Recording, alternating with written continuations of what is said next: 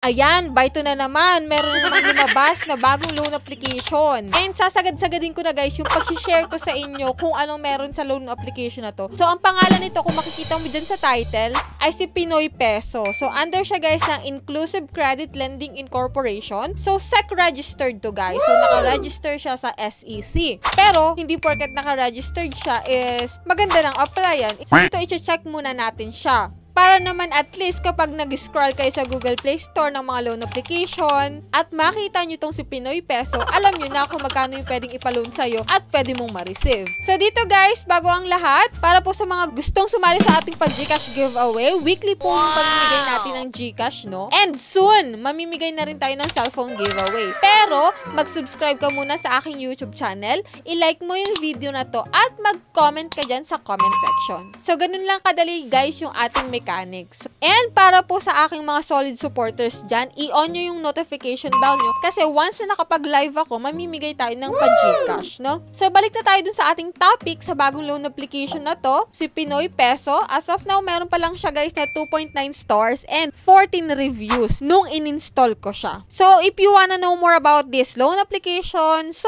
keep on watching. Alam mo bang makakautang ka na gamit ng iyong cellphone? Kung may Gcash wallet ka, direkta nang papasok ang pera sa iyong Gcash account. Ang kailangan mo lang ihanda para makautang ay ang isang valid ID. Ang maganda, pwede pa ang PhilHealth ID dito. Less than 5 minutes lang ang pag-apply sa loan apps na ito. Para umpisahan ang pag-apply, e-check lamang ang pinned comment sa video na ito para sa details at links.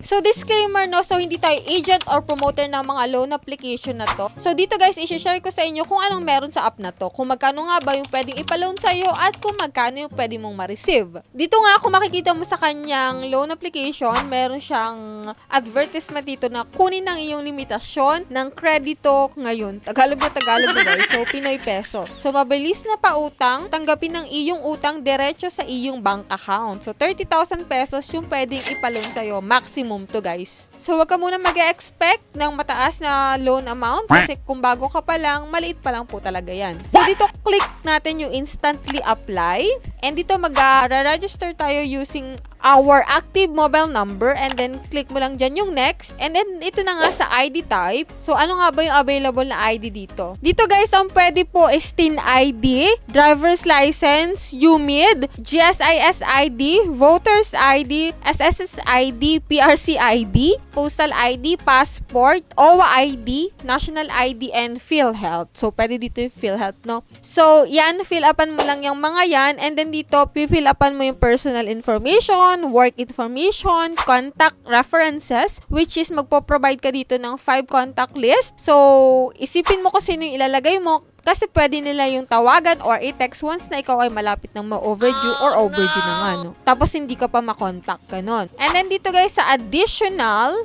so, dito mag-facial recognition ka. And, eto na nga, lalabas na dito yung kanilang product list. May pa-product list pa sila. So, may VIP 13 ka agad, VIP 5, and VIP 8.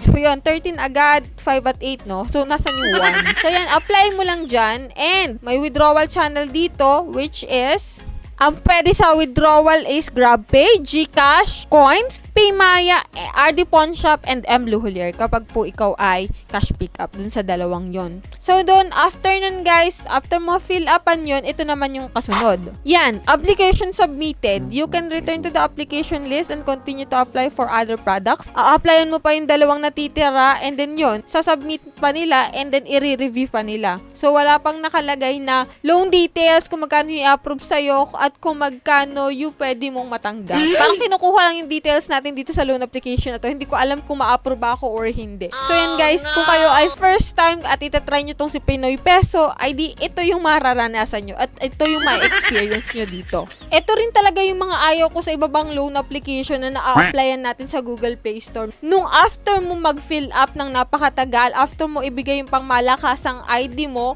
sa huli wala ka naman palang mapapala. Kasi under review pa rin yung magiging resulta nung pag-fill up mo at pag-a-apply mo dito. Kasi nga, 'di ba, Ang nakakainis doon, kaya nga tayo nag-apply kasi need natin yung urgent money. Tapos pag-iintayin tayo ng matagal. Tapos sa huli, rejected pa rin pala.